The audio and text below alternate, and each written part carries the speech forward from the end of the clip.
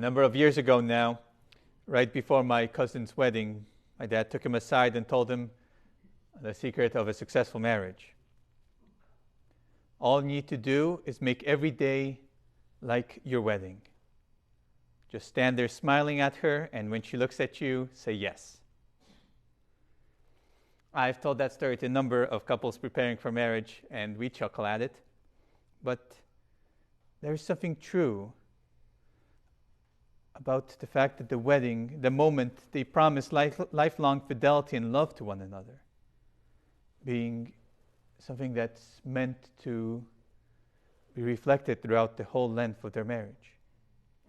When they exchange their vows, the words that they speak create a new reality. They unite the two people into one, and they commit the husband and wife to face all that life will bring together. And I can't believe that anybody goes into that moment truly able to predict or understand what they are signing up for. They know they are promising that they will support each other in good times and in bad, for richer or for poorer, in sickness and in health. But I think there's a big part of every couple that secretly believes that they have it all planned out, and it will be all good times as they stay healthy and grow ever richer. In reality, few lives go that smoothly.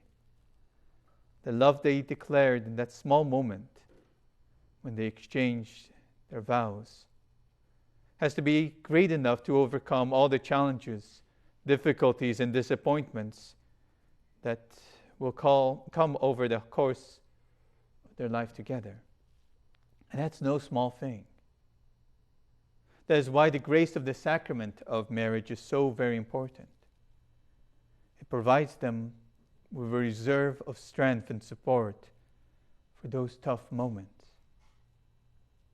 God takes that little mustard seed of their promise to love one another, and if they let Him into their hearts, He makes it grow and flower into something great and powerful enough to sustain them whatever life may throw their way.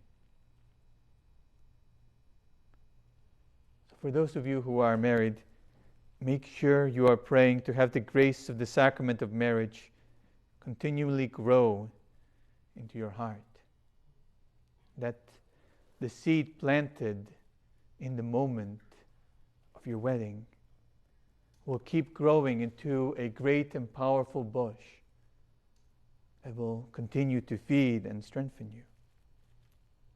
Pray with your spouse and for your spouse.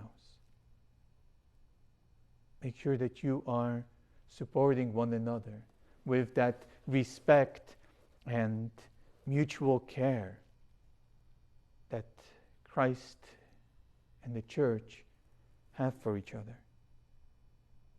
Furthermore, all of us need to pray for all the married couples around the world who need God's grace to get them through the challenges they are facing, to continue to grow in love, to continue to choose to love one another, and to live out that love in the most perfect and self-giving way, to be able to imitate Christ in the way that they love one another, to be able to draw strength from this image of Christ and His Church and live their love in that same beautiful way.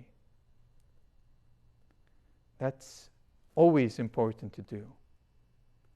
But particularly now, when things are made more complicated by the pandemic, when the health is more tenuous, when tempers are a little bit shorter, when a lot of the things that people do to relieve stress are not available.